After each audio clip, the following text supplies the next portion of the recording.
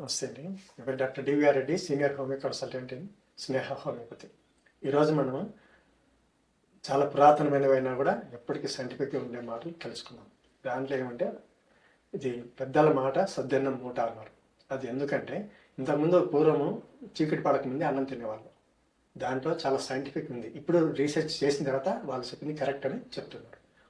ఇంతకుముందు పగులు అన్నం తినాలి, రాత్రి చీకటి పడిన తర్వాత తినకూడదు. అది రూల్. అది ఎందుకంటే పగలు ఆహారం తీసుకోవడం వల్ల మనం అటు ఇటు తిరగడం జరుగుతుంటుంది. తీసుకున్న ఆహారం డైజెషన్ అవుతుంది. దానివల్ల మంచి హార్మోన్స్ రిలీజ్ అవుతాయి. అంటే ఇండైజెషన్ కానీ గ్యాస్ ట్రబుల్ ఇట్లాంటివి రావు, కడుపులో మంట ఇలాంటివి. సో అందువలన చీకటి పడక ముందే అన్నం తిని చీకటి పడిన తర్వాత రెస్ట్ తీసుకున్నారు. తొందరగా నిద్రపోయే వాళ్ళు, తొందరగా లేచేవాళ్ళు. అందుకని early to sleep, early to rice అని చెప్పేవాళ్ళు. అది చాలా సహేతుకమైనది, అంటే సైంటిఫిక్గా కూడా ప్రూవ్ అయింది అనమాట. ఇలాంటివి చేయడం వల్ల మనకు ఆహారంలో దాదాపు 10 నుంచి 15 జబ్బులు రాకుండా కంట్రోల్ చేయొచ్చు. సో ఇది పాటించి చూడండి, ఆరోగ్యంగా ఉండండి. నమస్తే.